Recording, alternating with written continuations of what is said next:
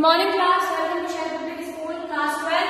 आज हम केमिस्ट्री में आपका यूनिट 7 में पी ब्लॉक में जहां कल हम हाइब्रिड्स और एलिमेंट्स के बारे में डिस्कस कर रहे थे उसमें ही आगे बढ़ेंगे। तो हाइब्रिड्स जो होते हैं 16 ग्रुप एलिमेंट्स के, उसकी मैंने आपको क्या बता दी थी, नेचर बता दिया था, उसकी एसिडिक प्रॉपर्टी आपको बता दी थी। लेकिन अब हम स्टार्ट करने वाला है इसका रिड्यूसिंग कैरेक्टर। रिड्यूसिंग कैरेक्टर हम अगर देखें 16 ग्रुप का तो वो टॉप से बॉटम क्या होता है आपका, टॉप से बॉटम इंक्रीज होता जाता है। ठीक है, जैसे H2O का रिड्यूसिंग कैरेक्टर इससे ज्यादा होगा H2O से। ठीक है, तो reducing character increases from top to bottom. वहीं बॉन्ड एंगल की अगर हम बात करें तो बॉन्ड एंगल क्या है, डिक्रीज हो रहा है। मतलब आपका H2 का जो बॉन्ड एंगल होगा वो H2S के कंपैरिजन में कम होगा, और वहीं H2S का कंपैरिजन में अगर H2SC का कंपैरिजन हम करेंगे हाइड्राइड का तो वो उससे कम होगा। बॉन्ड एंगल जो आपको मैंने बताया है दो ऐसे लेंथ, आप अगर दो इलेक्ट्रॉन के बीच में अगर बॉन्ड लेंथ निकाल रहे हो तो the distance between their bonds.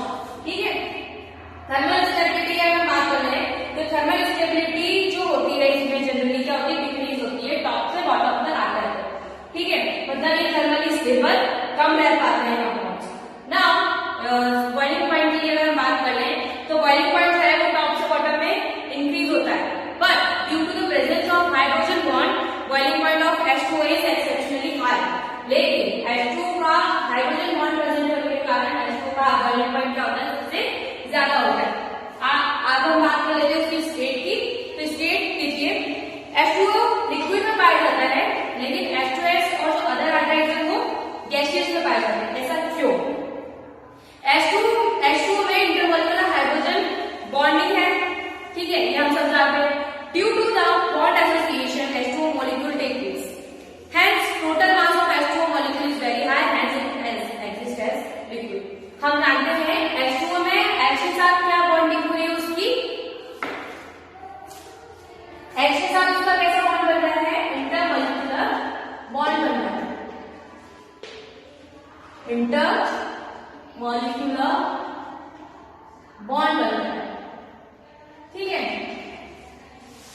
जिससे क्या हो रहा है, वो कंपाउंड ज्यादा स्टेबल कर पाएगा एज अ लिक्विड। और वहीं अगर हम इसकी बात करेंगे तो उसका टोटल मास हो जाएगा H2O का वो ज्यादा हो जाएगा, so it exist as a liquid. ठीक है बच्चों, अब एसोसिएशन ऑफ मॉलिक्यूल मतलब इसमें डेल्टा प्लस और डेल्टा माइनस चार्ज होता है। इसलिए जब हम H2O का डायग्राम बनाएंगे तो कुछ ऐसा आपको बनेगा।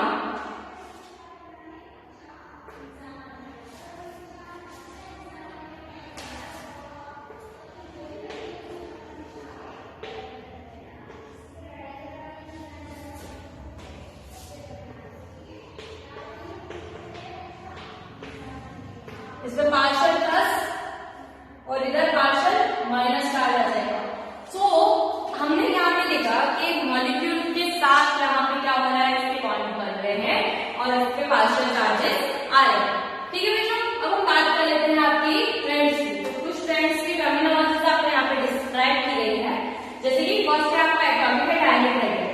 एटॉमिक रेडियस मतलब दो एटम्स के बीच का डिस्टेंस, और आयनिक रेडियस मतलब दो आयन्स के बीच का डिस्टेंस। क्लियर रखना अपना माइंडसेट कि एटॉमिक और आयनिक रेडियस में क्या डिफरेंस होता है।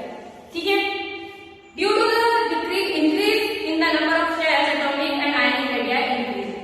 हम जानते हैं जब एटॉमिक नंबर बढ़ेगा तो क्या होगा, उसका एटॉमिक रेडियस और आयनिक रेडियस भी बढ़ेगी। From top to bottom in the group the size of oxygen atom is however exceptionally small. लेकिन इस ग्रुप में अगर हम बात करें तो ऑक्सीजन का साइज क्या है, सबसे कम है, इसलिए ऑक्सीजन जो है उसका साइज सबसे कम होगा। यह एक्सेप्शनल केस है, इसमें याद रखना। अगर बोला जाएगा exceptional case in 16 group element according to their atomic radius is dash, तो आपको वहां ऑक्सीजन लिखना है क्योंकि ऑक्सीजन का साइज क्या है, सबसे छोटा है। ठीक है, एटॉमिक रेडियस बढ़ेगी तो आयनिक रेडियस भी बढ़ रही है, आयनिक रेडियस एटॉमिक रेडियस इस पर डिपेंड हो रही है, ऑर्बिटल के भी ऊपर। ठीक है, तो नंबर ऑफ शेल्स भी क्या हो रहे हैं, बढ़ रहे हैं जब आपका उसका एटॉमिक नंबर बढ़ रहा है। Now moving to next term is that is ionization and enthalpy. Ionization enthalpy के बारे में आप बच्चों कि आयनाइजेशन एंथैल्पी वो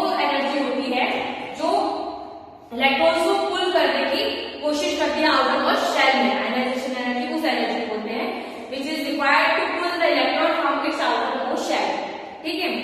ionization enthalpy decreases down the group. हम जानते हैं आयनाइजेशन एंथैल्पी जो होती है वो ग्रुप में क्या होती है, इंक्रीज होती जाती है।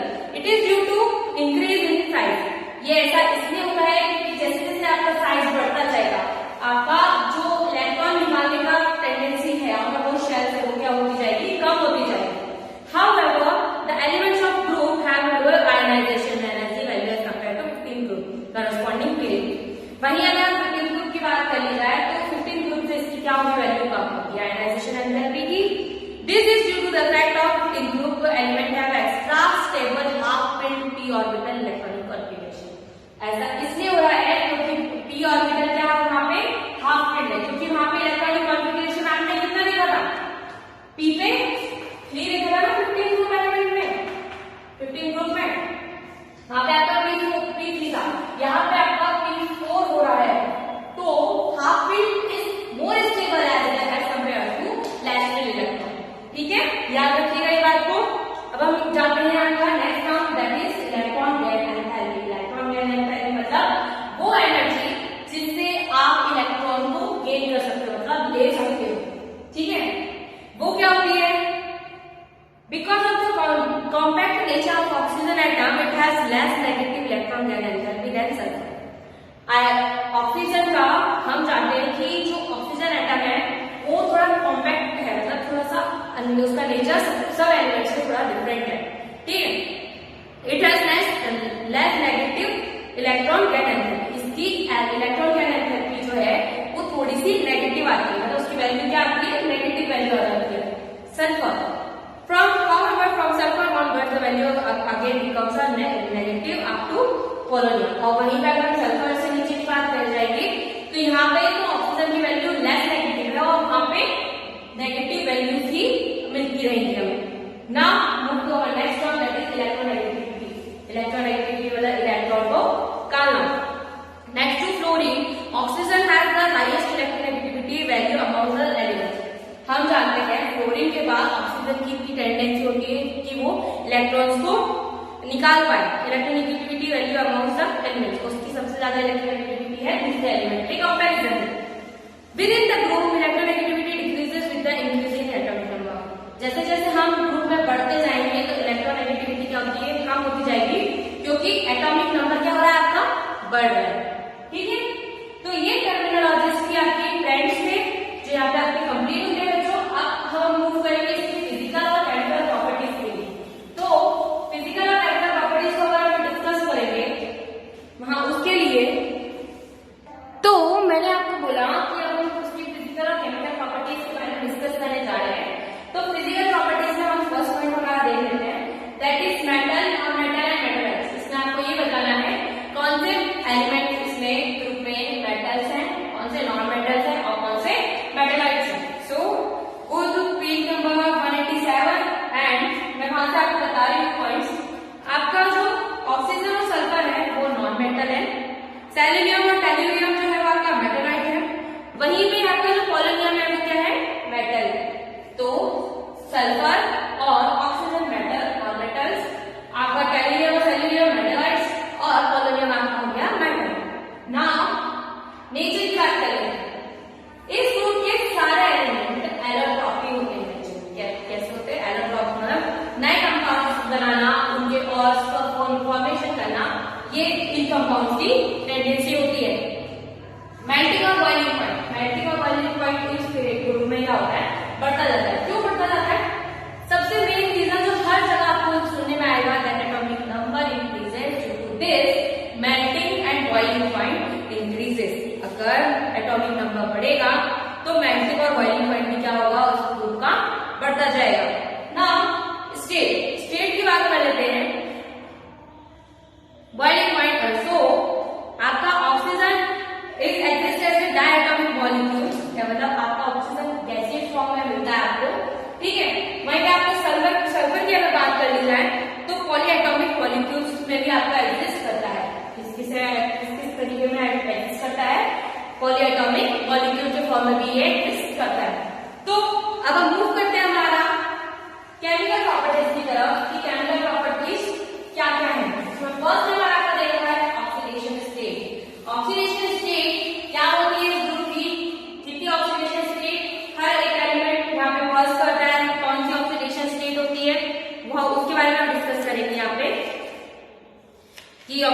स्टेट्स क्या है यहाँ पे एलिमेंट्स की, ठीक है स्टूडेंट्स। तो आपका ऑक्सीडेशन स्टेट के बारे में यहाँ पे बोला गया है कि generally the element of 16 group exist number of oxidation state. यहाँ पे हर एलिमेंट की ऑक्सीडेशन स्टेट बहुत सारी होती है। कैसे? The stability of -2 oxidation state decreases down the group polynomial hardly shows -2 oxidation state. मैंने क्या पॉलिनोमियल का जो ऑक्सीडेशन स्टेट है पॉलिनोमियल का वो -2 है, याद रखिएगा। Since electronegativity of oxygen is very high, we show negative oxidation state as -2। क्योंकि इलेक्ट्रोनेगेटिविटी क्या ऑक्सीजन की बहुत ज्यादा हाई है, इसीलिए वो क्या उसका ऑक्सीडेशन स्टेट क्या शो हो रहा है -2। तो यहाँ पे आपका ये कंप्लीट होता है oxidation state.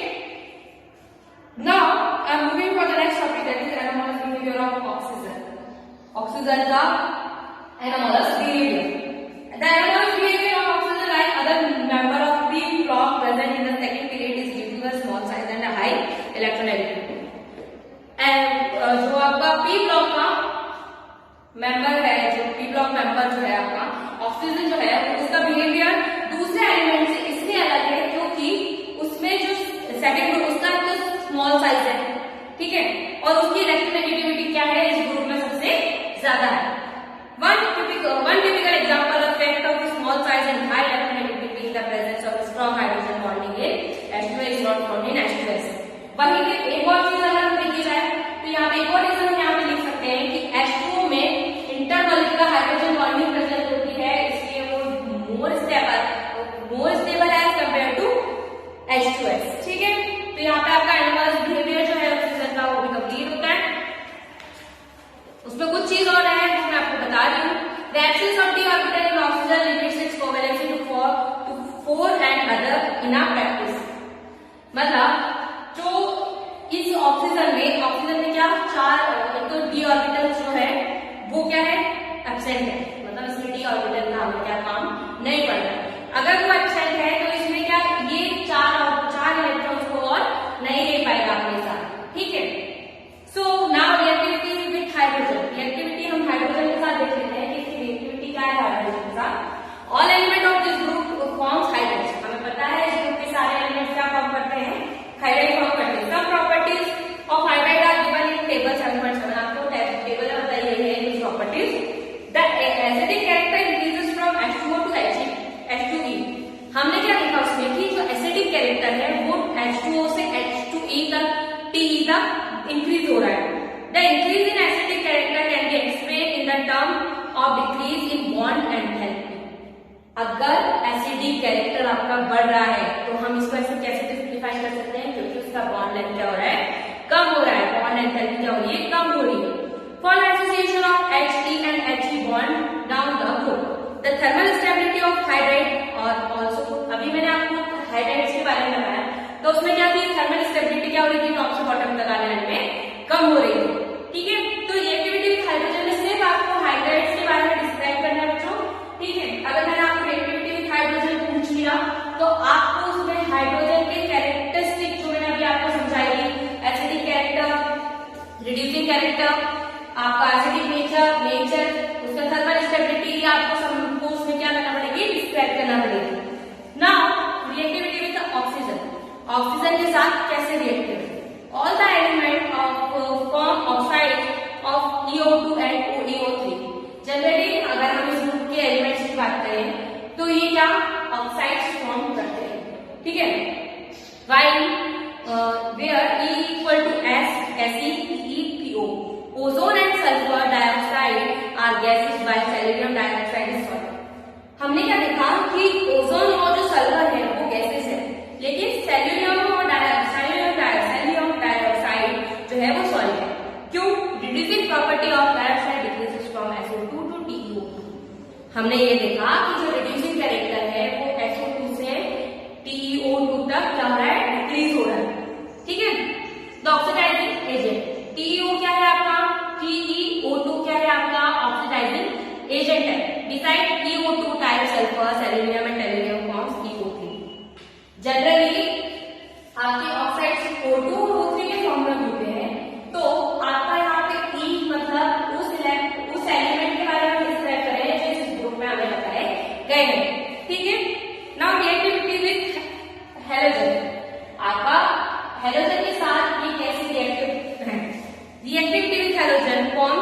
Halides.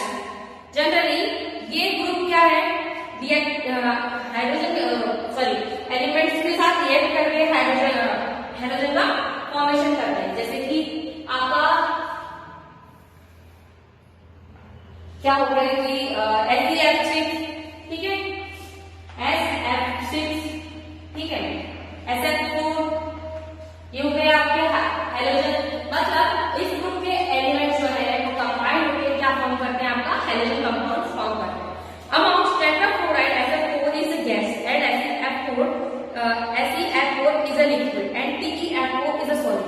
Thus fluorides have sp3 hybridization and thus trigonal and have trigonal bipyramidal structure in which one of the equatorial position is occupied by one lone pair. This geometry is regarded as seesaw geometry. यहाँ पे कुछ ऐसे elements बताए हैं जैसे कि आपका SF4, SeF4, TeF4, ये क्या है, TeF4, ये जनरली क्या है, फ्लोराइड्स है, टेट्रा फ्लोराइड्स है, टेट्रा फ्लोराइड्स है। और ये टेट्रा फ्लोराइड्स यहाँ पे अगर देखा जाए तो sp3 डिहाइब्रिडाइजेशन हो रहा है। कौन सा हाइब्रिडाइजेशन हो रहा है यहाँ पे, sp3 डिहाइब्रिडाइजेशन हो रहा है। sp3 हाइब्रिडाइजेशन होने के कारण इसकी अगर हमने ज्योमेट्री देखी तो हमें कौन सी ज्योमेट्री मिली, सीसॉ ज्योमेट्री, सीसॉ टाइप की हमें ज्योमेट्री यहाँ पे मिली।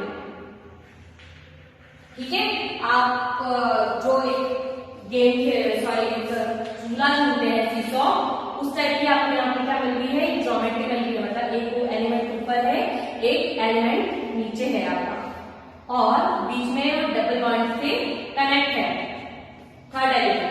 ठीक है, सो हियर द आपका प्रॉपर्टी प्रॉपर्टी हमें फिनिश होती है। अब नेक्स्ट क्लास में डाई ऑक्सीजन का प्रिपरेशन प्रॉपर्टीज हम पढ़ेंगे। सिंपल